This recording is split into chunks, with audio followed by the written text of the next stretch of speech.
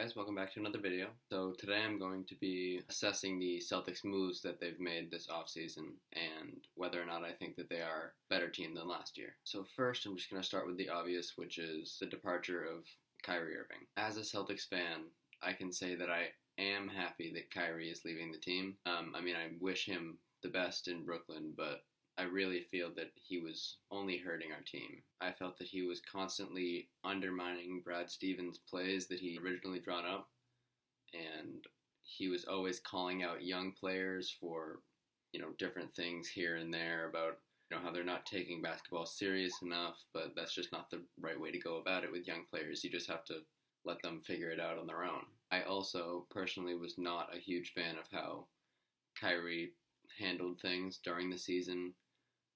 I think it was very obvious that he had been caught. That video surfaced of him talking to Kevin Durant, and you can hear him say that he wants to team up in New York, which is exactly what they did.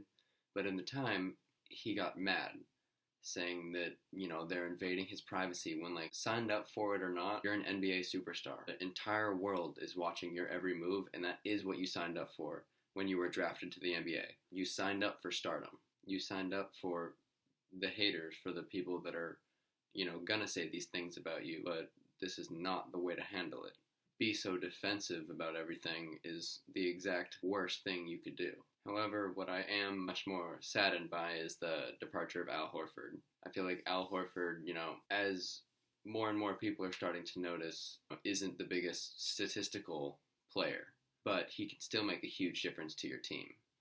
Great locker room guy. He excellent, tutor for the young players. He, teaches them how to, carry themselves. And I feel with Kyrie Irving, it just wasn't working. Even though they may have played well together on the court, that duo of Kyrie Irving and Al Horford, I feel that their outlook on just kind of life and their outlook on basketball is completely different. Another player that I am saddened to lose is Marcus Morris. I feel that coming off the bench and starting, he was just a huge provider for our team. He was probably our most consistent player. He was, night in, night out, always working hard, always the same shot, was getting his same shot from the spot that he liked, trying to rally up the team and trying to get everybody to, make that comeback.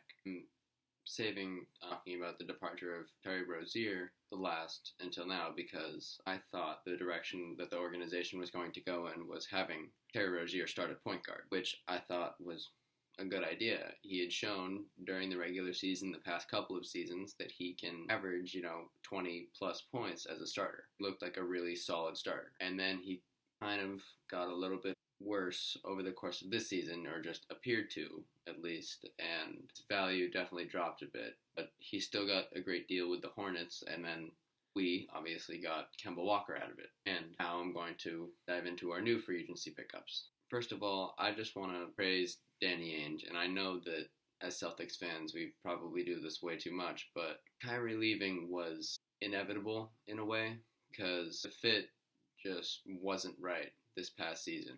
But he was our only chance and was our only hope of making any noise in the playoffs. And we needed him for that. To trade him at the trade deadline, I think, would have been a bad look for our team. It would have been a bad move for our team, because even though we may have got a player out of it, I feel like it would even further ruin the chemistry just starting over in the middle of the season. At the time, even if it was a little bit out of reach, Celtics fans still had hope to make some noise in the playoffs.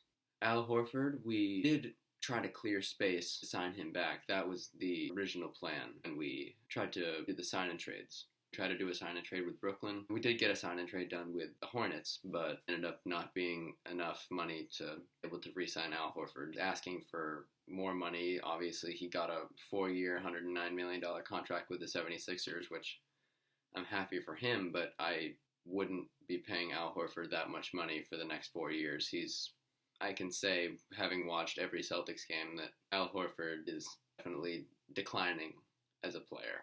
He can still make a difference as a locker room guy, but the statistics will only go down from here. And I just feel for Danny Ainge to be able to just go from such a low point and being viewed as so negatively for losing Kyrie Irving and Al Horford after, all this anticipation to go out and get a superstar player in Kemba Walker, who arguably had a much better season than Kyrie Irving last year, is almost unprecedented. You just don't see that happen very often for a team to just deal with such a big blow just to gain another star player right out of it.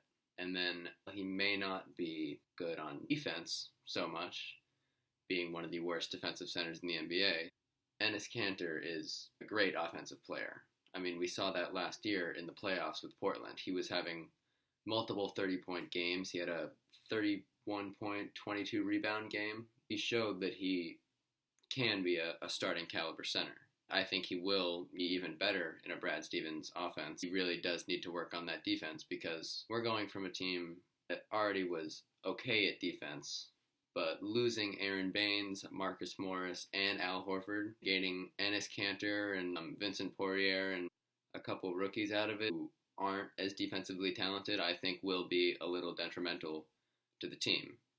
But I think that our offense is going to make up for that. I personally believe that Jason Tatum and Jaylen Brown will make that jump this season, and I know that every Celtics fan will probably say the same, but it's just when you look at it, last season, Jaylen Brown and Jason Tatum were both dropping 20-point halves in games where Kyrie Irving wasn't playing, or in games where Kyrie Irving was taking more of a facilitator route. So you know that these players, Jaylen Brown and Jason Tatum, have the potential to be the players that we think they're going to be. I do think that this is the season that they're going to make a significant jump, if not, their biggest jump yet. Another player who I think will be much better this year is Gordon Hayward. I talked about it a little bit in my last video, but with Paul George, it took him a year. It took him practically a whole season before he was really himself again.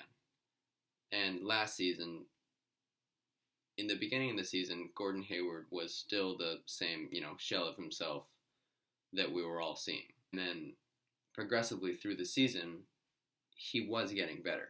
Towards the end of the season, he was having 30-point games. He was having perfect shooting nights. But then other nights he was, having the same 2 for 11 with 5 points. And I do feel that in Utah, Gordon Hayward was undoubtedly an all-star. An amazing two-way player, and if he is, anything close to the player that he was in Utah this season, that's just kind of gravy. I mean, you see on social media already with Nick Wright from ESPN saying that the Celtics offseason was a disaster because we had planned for Kyrie Irving, Al Horford, and Anthony Davis, ended up with Kemba Walker, Enes Kanter, and Jason Tatum, when in reality, like I said before, those other things were inevitable, and for Danny Ainge to be able to pull out those players out of that, I think is a world-class move. But you see Enes Kanter clapping right back, having that gritty Boston attitude, not letting, anybody talk negatively about him. And then you see our young players, Grant Williams and Carson Edwards and Taco Fall and Romeo Langford, who are already doing very well in the Summer League and are embracing that Boston role as well. They know that Boston is a place known for winning, and they've all said that they just want to add to that. They just want to add to, the Celtics legacy. They want to add to a winning atmosphere. This Celtics team hasn't even played a game together yet, and I already feel like they're more of a team than the team has been in the past 2 years. And that's why I'm much more excited for this season than I have been for the past 2 years. I really do think that the Celtics can make some noise this year, but I guess we'll just have to see.